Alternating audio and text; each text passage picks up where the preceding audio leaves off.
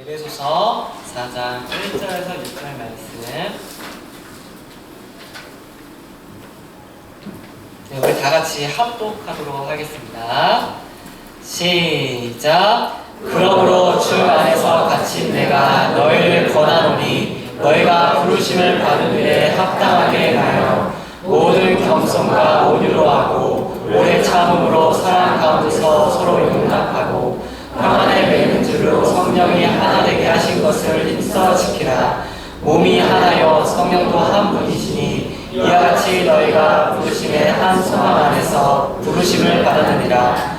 주도 한 분이시요 믿음도 하나요 세례도 하나요 하나님도 한 분이시니 또 만유의 아버지시라. 만유 위에 계시고 만유를 동일하시고 만유 가운데 계시도다. 아멘. 지금 이 시간에는 이정환 담임목사님 나오셔서 하나됨을 힘써 지키라 라는 말씀의 주제로 말씀 전하실 때 많은 은혜 받으시길 바라겠습니다. 광고 청구하도록 하겠습니다. 이번 주 노회 때 여러분들이 기도해 주셔서 교회가 잘 노회에 가입이 되었습니다. 그러니까 저희가 이제 고신 교단에 서울 남부 노회로 가입이 되었고요. 가시적으로 같은 이제 노회에 속해 있는 교회가 이쪽에 잠실중앙교회고요. 저쪽에 저쪽에서 좀 그런데요. 네, 서문교회가 있습니다. 같은 남부노회고요, 같은 시찰이고요. 또 가장 가까운 교회로는 가시권에 있는 교회가 석천 고분역에 다음 세대 교회라고 있습니다. 김경희 지사님 아주 크게 반응해 주시는데 가라는 말씀이 아니고요, 그쪽으로 저희 교회라는 거 말해주시면 교단 교회라는 거 알려주시면 감사합니다. 우리 설교 듣기 전에 앞뒤좌우로 인사했으면 좋겠습니다. 한 주간 잘 지내셨습니까? 네, 한 번 더 인사했으면 좋겠습니다. 우리는 가족입니다.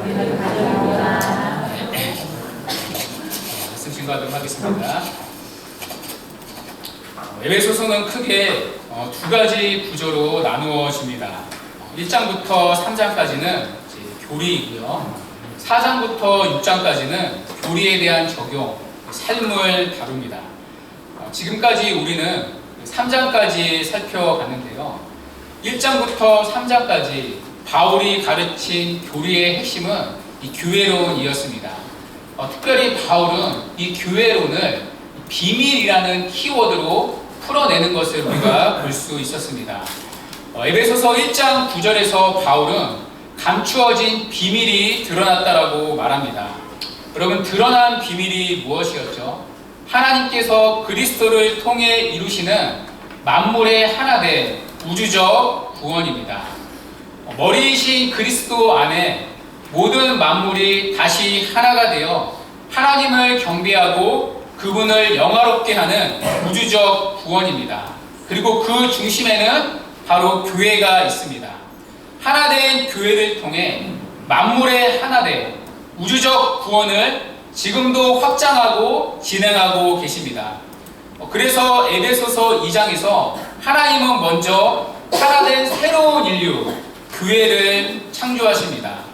오랫동안 갈라졌던 유대인과 이방인을 십자가의 죽으심으로 하나되게 하신 새로운 인류, 교회를 세우십니다.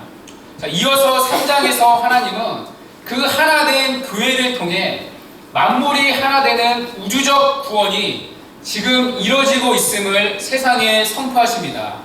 그리고 하나된 새로운 인류, 교회를 통해 악한 영들에게 멸망을 선포하십니다. 하나된 새 백성을 보니 저들이 살아갈 새 하늘과 새 땅이 장차 임하겠구나. 자신들의 심판과 멸망을 동시에 직감하는 것입니다. 이것이 교회를 통해 드러나는 놀라운 하나님의 지혜입니다. 하나 되는 교회 자체가 여기 있다는 것만으로 교회의 영광은 충분히 드러난다는 것입니다. 그러므로 지금까지 바울이 가르친 교회론의 핵심, 바로 하나됨이라는 것입니다. 이 비밀을 드러내기 위해 3장까지 바울은 쉼없이 교회론을 하나씩 차근차근히 가르쳐 주었습니다. 이제 바울은 4장부터 자신이 가르친 교회론을 구체적으로 하나씩 적용하기 시작합니다. 자, 4장 1절에서 이렇게 시작하는데요. 너희가 부르심을 받은 일에 합당하게 행하여 교회로 부름받은 우리가 어떻게 살아야 하는가 구체적인 적용을 다룹니다. 하나님께서 우리를 교회로 부르셨습니다. 그리스도의 몸된 교회를 함께 세우기 위해 우리를 부르셨습니다. 이 교회로의 부르심을 위해 우리가 합당하게 해야 할 일이 있다는 것입니다. 그것이 무엇입니까? 바로 3절 말씀인데요. 우리 읽었지만 우리 3절 다 같이 읽겠습니다. 시작. 하나님의 뜻으로 성령이 하나님께 하신 것을 힘써 지키라. 아멘. 부르심을 받은 자들의 합당한 삶, 첫 번째 무엇이죠? 하나됨을 힘써 지키는 것입니다. 자, 그렇다면 이 하나됨을 힘써 지키기 위해 필요한 것이 무엇입니까?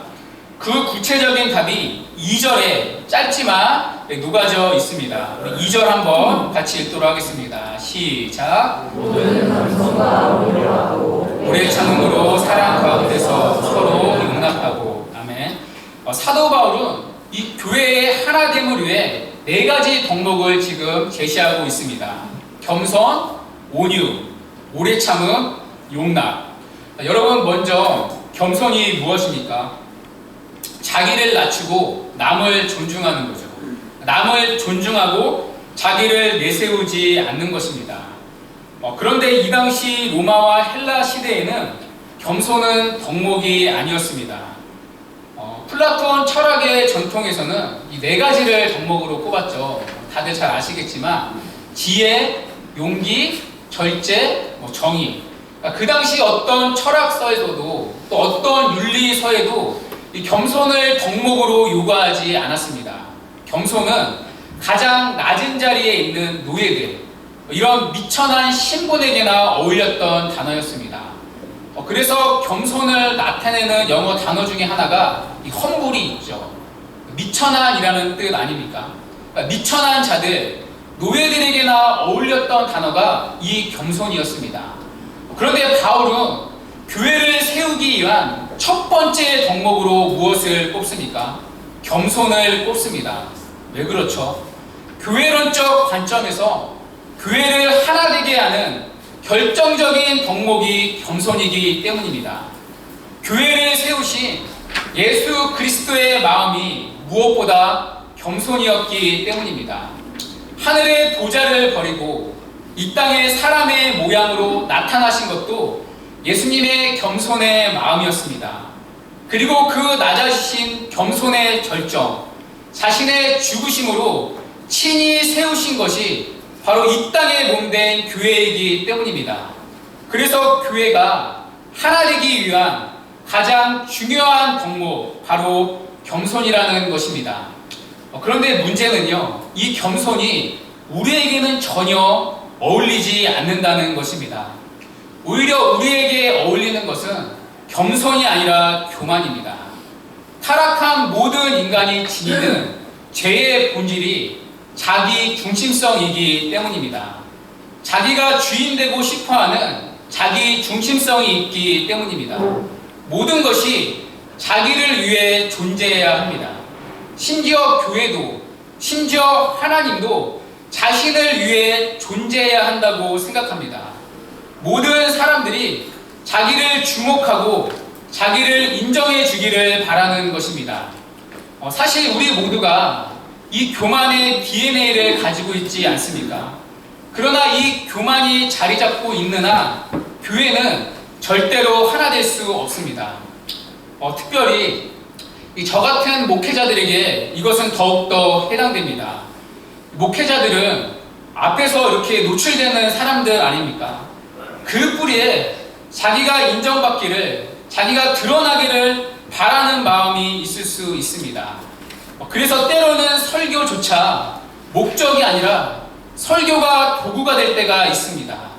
하나님의 말씀을 바르게 전하는 것이 목적이 아니라 때로는 설교조차도 나를 드러내고 싶은 도구로 전락될 때가 있습니다. 교회의 모든 사역이 자기 인정과 칭찬에 따라 달라집니다.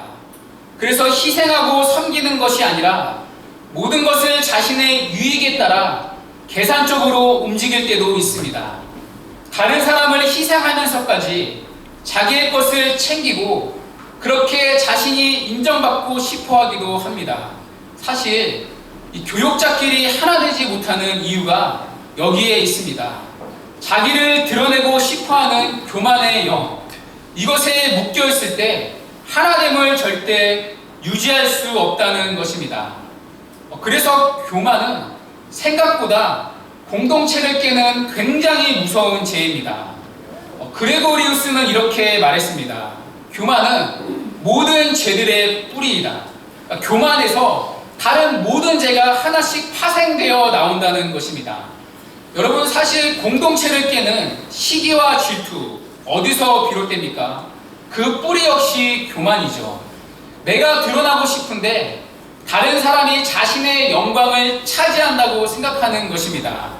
내가 받을 인정과 주목이 빼앗긴다고 생각될 때 시기와 질투가 나오는 것입니다. 반대로 그 사람의 불행이 나의 은밀한 행복이 됩니다. 전부 다 뿌리는 하나같이 교만입니다. 여러분, 세상에 깨어진 공동체, 깨어진 교회를 보십시오.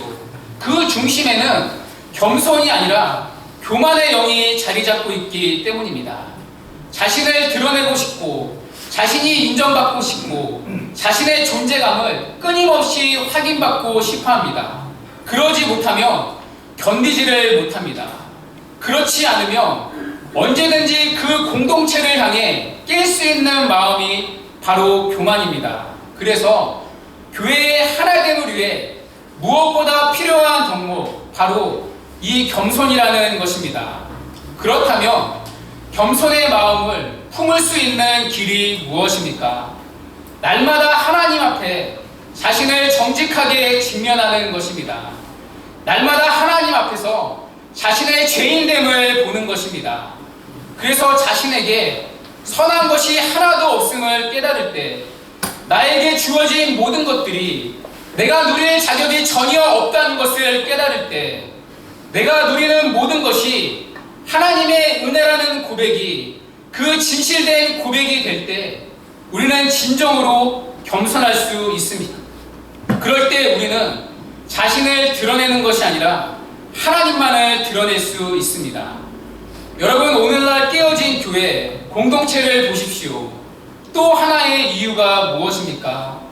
각자가 지분을 가지려고 하기 때문입니다. 목사든 성도든 자기도 모르게 마음속에 지분의식이 있습니다. 자기가 교회를 위해 헌신한 만큼 자신의 존재감을 증명하고 싶은 욕망이 있습니다. 자신의 뜻대로 주장하고 싶은 욕망이 있습니다. 그러나 우리가 하나님 앞에 겸손할 때, 그래서 내가 행한 모든 헌신이 하나님의 은혜임을 진실로 고백할 때 지분의식이 아니라 우리의 이름과 우리의 공로를 지우는 기름의식이 나타날 것입니다. 그럴 때만이 오직 교회는, 내가 속한 공동체는 예수 그리스도만을 드러내는 하나된 공동체가 될 수 있다는 것입니다. 자, 사도 바울이 말하는 두 번째 덕목, 여러분 무엇입니까? 온유입니다. 온유는 헬라어로 프라우퍼스라는 단어인데요, 야생마가 길들여져 있는 상태를 얘기합니다. 예전에 축구 선수 중에 이 김주성 씨라고 있었습니다. 여러분 아시나요? 김주성 씨, 머리 이렇게 빠마머리 해가지고 이렇게 좀 길게. 네, 그분 별명이 이제 야생마였는데요. 그분이 뛰는 모습이 에너지가 넘치는, 힘이 넘치는 이제 한 마리의 야생마 같다고 붙여진 별명이었습니다. 그런데요, 힘이 넘친다고 무조건 명마는 아닙니다. 여러분, 언제 그 야생마가 명마가 됩니까? 주인의 지배와 조정을 받을 때 비로소 명마가 됩니다. 이것이 성경이 말하는 온유입니다. 우리의 성품을 하나님의 통제 아래에 두는 것입니다. 힘이 있지만 그 힘을 내 마음대로 사용하는 것이 아니라 하나님의 통제 아래에 두는 것입니다. 성질이 있지만 그 성질을 내 마음대로 부리는 것이 아니라 하나님의 통제 아래에 두는 것입니다.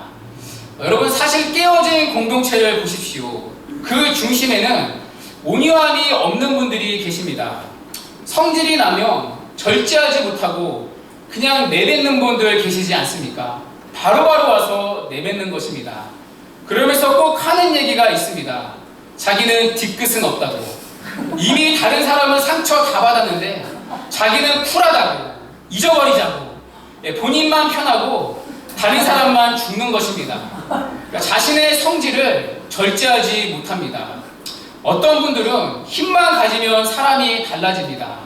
꼭 직분만 받으면 그것을 감투로 알고 함부로 휘두릅니다. 그 힘으로 공동체를 섬기는 것이 아니라 공동체를 깨뜨리는 것입니다. 이 온유한 자가 리더가 되는 공동체만큼 사실 위험한 공동체가 없습니다. 반대로 이 온유함이 있을 때 공동체는 하나 될 수 있습니다. 우리의 성품이 날마다 하나님께 길들여진다며, 그래서 우리 속에서 빚어진 하나님의 성품이 흐를 때 교회는 하나 될 수 있다는 것입니다. 여러분, 바울이 말하는 세 번째 덕목은 무엇입니까? 오래 참음입니다. 분노를 당장 터뜨리지 않고 지연할 줄 아는 지혜를 뜻합니다. 그러니까 다른 사람이 잘못을 범해도 바로 보복하지 않고 터뜨리지 않고 오래 참는 것입니다. 그런데요, 누가 이렇게 오래 참을 수 있습니까? 하나님의 일하심을 믿는 사람만 오래 참을 수 있습니다.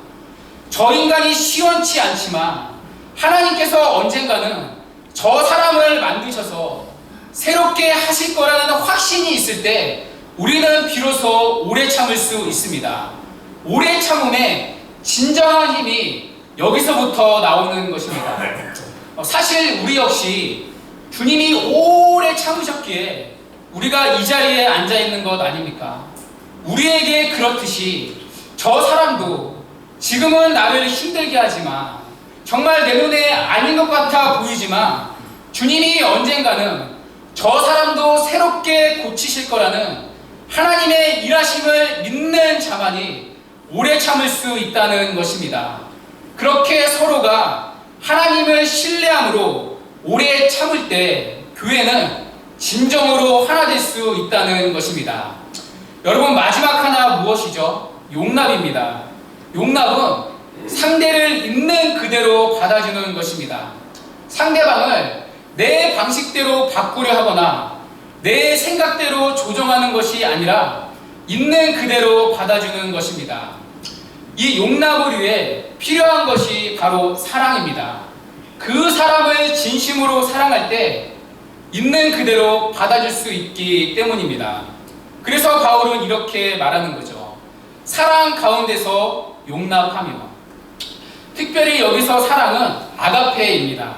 그러니까 인간적인 사랑이 아니라 영적인 사랑입니다. 우리가 이거를 좀 구분을 해야 되는데요. 여러분, 인간적인 사랑은 무엇입니까? 자기 자신을 위해서 타인을 사랑하는 것입니다. 그러니까 자신의 욕망을 채우기 위해, 자신의 어떤 이상을 충족시키기 위해 타인을 사랑하는 것입니다. 그래서 인간적인 사랑은 타인을 그대로 용납하는 것이 아니라 자기가 원하는 기준에 맞는 사람으로 끊임없이 바꾸려 하고 자신의 영향력을 휘두르기 위해 타인을 섬기는 것입니다. 이 반대로 그렇게 되지 않을 때 언제든지 그 사람을 정지하고 버리는 것입니다. 그러니까 타인을 위한 사랑 같아 보이지만 결국에는 자기를 위한 사랑에 불과합니다. 그러나 영적인 사랑은 그리스도를 위해 타인을 사랑합니다. 그래서 언제나 그리스도를 통해 타인을 바라보고요, 그리스도를 통해 타인에게 다가갑니다. 자신의 사랑과 섬김으로 타인을 강요하고 지배하는 모든 시도를 깨끗이 포기합니다. 그래서 그 사람을 그리스도께서 받으신 그 모습 그대로 용납하는 것입니다. 그 사람에게 지나치게 개인적으로, 직접적으로 영향력을 행사하지 않습니다. 그 사람의 삶에 불순하게 개입하여 그의 영혼을 자극하거나 흔들어 놓지 않습니다. 오직 그 사람을 그리스도께 맡기는 것입니다. 그리고 오직 하나님의 말씀으로 타인을 만납니다. 그리고 그 후에는 타인이 오랜 시간 하나님의 말씀과만 홀로 있게 하며 그리스도께서 친히 일하시도록 그를 다시 자유롭게 해줍니다. 이것이 있는 그대로 받아주게 하는, 교회를 하나 되게 하는 영적인 사랑입니다. 특별히 본 해퍼는 성도의 공동생활에서 이렇게 강조합니다. 굉장히 중요한데요. 영적인 사귐과 정신적인 사귐, 즉 인간적인 사랑과 영적인 사랑을 구별할 수 있는 능력을 공동체가 갖도록 해야 한다.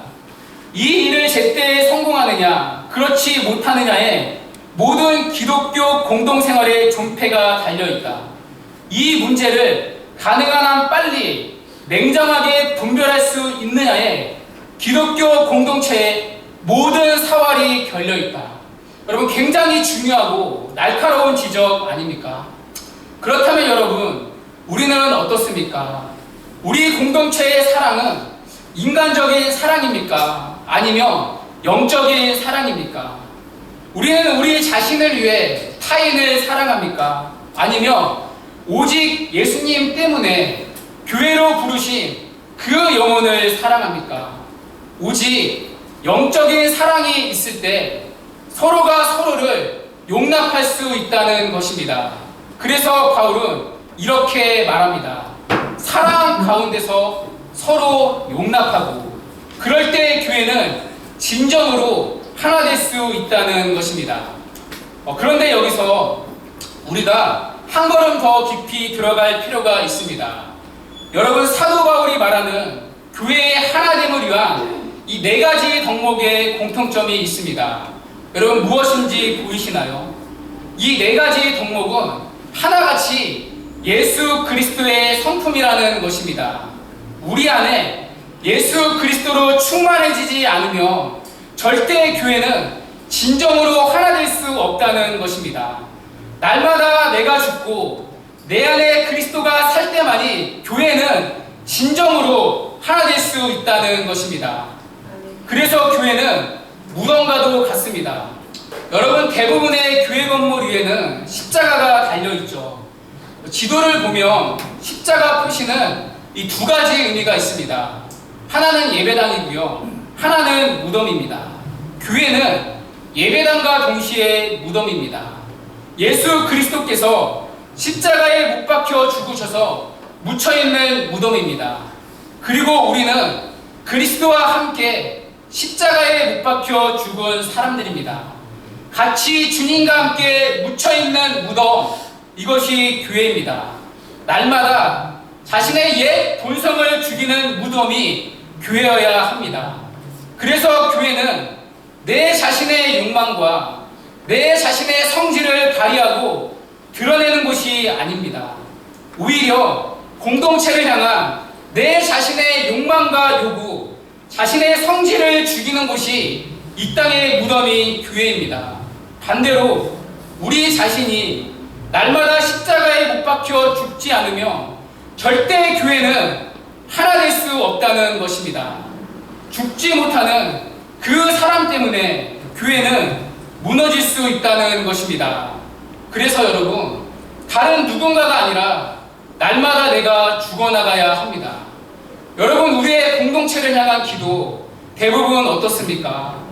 다른 사람을 바꾸어 주기를 기도하지만 정작 자신이 주님의 성품으로 다듬어지고 바뀌어지기를 기도하는 사람 얼마나 있습니까? 너 때문이야 라고 말하지만 정작 자신을 정직하게 하나님 앞에 세우고 회개하는 사람은 얼마나 있습니까? 무엇보다 교회에서 우리의 자아, 가시같은 성품들을 죽이셔야 합니다. 동시에 겸손과 온유, 오래 참음, 사랑 가운데서 용납하는 예수님의 성품으로 변화될 때만이 교회는 진정으로 하나 될 수 있다는 것입니다. 왜냐하면 교회로 부름받은 우리가 무엇보다 지켜야 할 것은 하나됨이기 때문입니다. 자, 그래서 바울은 3절에서 이렇게 말을 하는데요. 우리 3절 읽었지만 다시 한번 읽도록 하겠습니다. 에베소서 4장 3절 시작. 아멘. 여기서 힘써 지키라는 것은요, 헬라어로 스푸다 존테스입니다. 그러니까 온갖 노력, 모든 노력, 할 수 있는 모든 노력, 최선의 노력을 다하라는 뜻입니다. 그러니까 하나님을 지키기 위해서 모든 노력, 모든 에너지, 모든 힘, 모든 관심과 애정을 다 쏟아부으라는 뜻입니다. 여러분, 무슨 얘기입니까? 교회의 하나됨, 이것이 교회가 지켜야 할 가장 중요한 본질이라는 것입니다. 여러분, 이유가 무엇이죠? 그 밑에 4절부터 6절에서 바울은 하나됨을 지켜야 할 중요한 근거를 제시합니다. 우리 4절에서 6절 다 같이 한번 읽어보도록 하겠습니다. 에베소서 4장 4절에서 6절 시작. 성령도 한 분이시니 이와 같이 너희가 부르심의 한 소망 안에서 부르심을 받았느니라. 주도 한 분이시요 믿음도 하나요 세례도 하나요 하나님도 한 분이시니 곧 만유의 아버지시라. 만유 위에 계시고 만유를 통일하시고 만유 위에 계시도다. 아멘. 여기 보면 7가지 항목이 나오는데요. 몸, 성령, 소망, 주, 믿음, 세례, 하나님. 그런데 7가지 항목이 다 하나입니다. 하나님도 한 분이시며 주님도 한 분이며 성령도 한 분이시며 몸도 하나이며 믿음도 하나이며 세례도 하나이며 소망도 하나라는 것입니다. 그래서 교회의 하나됨은 근본적으로 영원하며 깨어질 수 없다는 것입니다. 한 하나님께 부름을 받아 한 주님이 그리스도를 믿고 한 성령으로 세례를 받아 한 몸 된 교회를 이루고 한 믿음과 한 소망을 가진 성도들은 마땅히 교회의 하나됨을 유지해야 한다는 것입니다. 교회의 하나됨, 이것보다 교회에 더 중요하고 긴급한 것은 어떠한 것도 없다는 것입니다. 그래서 여러분, 교회가 뭔가를 할 때 가장 중요한 기준이 무엇이 되어야 합니까? 바로 하나됨입니다. 이 하나됨을 훼손하면서 교회가 뭔가를 해서는 안 된다는 것입니다. 그래서 1절에서 이렇게 말합니다. 너희가 부르심을 받은 일에 합당하게 행하여. 부르심을 받은 일이 있다는 것입니다. 뒤집어서 얘기하면 무엇이죠? 부르심을 받지 않는 일도 있다는 것입니다. 우리가 교회에서 주님을 섬긴다고 할 때 과연 주님이 나를 향해서 하라고 부르신 일인가? 아니면 내가 그걸 해야 했다고 생각해서 하는 것인가? 이걸 잘 판단하라는 것입니다. 잘못된 열심이 교회를 망칠 수 있기 때문입니다. 종종 어린아이들이 부모님께 해드린다고 할 때 그것이 부모님이 보시기에는 사고를 치는 것일 수 있습니다. 다은이가 며칠 전에 독감이 걸렸는데요. 그런데 평소에는 하지 않던 뽀뽀를 해달라고 하더라고요. 평소에는 뽀뽀 안 하고 도망가거든요. 뽀뽀를 막 해주겠대요. 같이 죽자는 거 아닙니까? 네, 근데 거절하면 안 되잖아요. 제 생명을 걸고 뽀뽀를 했습니다. 다행히는 저에게 해준다고 생각했지만 제가 보기에는 엄연히 사고를 친 것입니다. 자, 우리가 하나님을 위해서, 교회를 위해서 열심을 낼 수 있습니다. 그러나 그것이 정말 주님이 부르신 일인가? 그것이 가장 중요한 첫 번째 기준이 돼야 합니다. 그렇다면 주님이 부르신 첫 번째 일이 무엇입니까? 바로 교회의 하나됨입니다. 그래서 계속해서 바울은 이렇게 말하는 것입니다. 너희가 부르심을 받은 일에 합당하게 행하여. 말 그대로 합당하게 행하라는 것입니다. 잘하라는 게 아닙니다. 정말 그 교회가 대단한 업적을 남겼네, 그런 성취물을 내놓으라는 것이 아닙니다. 주님께서 맡기신 일을 정말 주님이 원하시는 태도와 마음, 방법으로 했느냐, 이것이 합당하게 행하는 것입니다. 교회의 결과물이 시원찮아도 괜찮다는 것입니다. 사람들한테 우리 교회가 그럴듯하게 보이지 않아도 된다는 것입니다. 가장 중요한 것은 하나님이 부르신 일, 그 하나됨이 깨지지 않도록 주님이 원하시는 방법과 태도로 했냐는 것입니다. 이것이 부르심에 합당한 일의 정확한 본문의 의미입니다. 그래서 오늘 우리가 조심해야 할 것이 있습니다. 하나됨을 찢어내면서 우리가 은혜를 받거나 무언가를 이룰 수 있다고 생각하면 안 된다는 것입니다. 자, 교회가 무언가를 합니다. 그런데 무언가를 하면서 하나됨을 해쳐야 한다면 하지 말라는 것입니다. 물론 진리 때문에 하나됨이 깨질 수 있습니다. 그것은 성경도 인정하는 깨어짐입니다. 이 땅에 죄인된 교인들이 모인 그 교회에 한시적으로 인정된 성경이 인정하는 건강한 깨어짐입니다. 여러분, 오늘 하나됨의 근거를 제시하는 4절에서 6절을 보십시오. 7가지 항목의 하나됨은 전부 다 진리와 신앙의 고백과 관련되어 있습니다. 자, 그래서 그것이 진리를 훼손하는 윤리적인 범죄라며 교회의 신앙 고백을 해치는 이단의 문제라며 하나됨은 얼마든지 깨질 수 있습니다. 그러나 진리의 문제가 아니라며 이 하나됨을 깨면서까지 교회가 무언가를 하면 절대 안 된다는 것입니다. 여러분, 오늘날 한국교회를 보십시오. 한국교회의 하나됨이 얼마나 많이 깨졌습니까? 2010년 통계에 보면요, 장로교 교단이 242개나 된다고 합니다. 여러분, 원래 장로교는 하나였지 않습니까? 그런데 분열을 거듭해서 242개로 나눠진 것입니다. 오늘 말씀에 비춰보면 하나님 보시기에 우리 목회자들의 가장 큰 가슴 아픈 제약이 이거 아닙니까?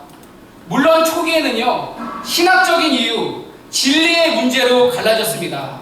그러나 그 이후부터는 사실 자신의 기득권과 관련된 것입니다. 권력과 명예, 자신들의 욕망, 공동체를 향한 자신들의 이상이 들어간 깨어짐이었습니다. 겉으로 보기에 여러 가지 이유가 있지만 본질적으로는 성령의 부르심과 성령이 주시는 한 소망에 본질적인 가치를 두는 것이 아니라 다른 것을 중시하고 다른 것에 치우쳤기 때문입니다. 여러분, 예수 그리스도에 대한 믿음, 예수 그리스도에 대한 고백, 이것에 토대를 두는 것이 아니라 자꾸 목회자나 사람에게 중심을 둘 때, 아니면 건물이나 돈에 중심을 둘 때 교회는 찢어지거나 나눠질 수밖에 없다는 것입니다. 이러한 맥락에서 사실 조국교회가 무엇보다 회개해야 할 제목은 다른 게 아닙니다. 교단의 깨어짐, 교회의 깨어짐입니다. 왜냐하면 무엇보다 교회가 힘써 지켜야 할 첫 번째 하나님의 부르심은 바로 교회의 하나됨이기 때문입니다. 그렇다면 여러분, 우리 교회는 어떻습니까? 겸손과 온유, 오래 참음, 인간적인 사랑이 아니라 영적인 사랑 가운데 용납, 정말 잘 드러나고 있습니까? 날마다 우리 자신이 무덤인 교회에 십자가에서 죽고 예수 그리스도의 성품으로 변화되어 이 하나됨의 표지가 잘 보여지고 있습니까? 이 시간 우리 자신을 정직하게 말씀에 비춰봤으면 좋겠습니다. 그래서 하나님의 부르심을 받은 일, 이 교회의 하나됨을 지키는 이 일에 합당하게 행함으로 주님이 기뻐하시는 교회로 날마다 세워지는 은혜가 있기를 주님의 이름으로 간절히 축원합니다.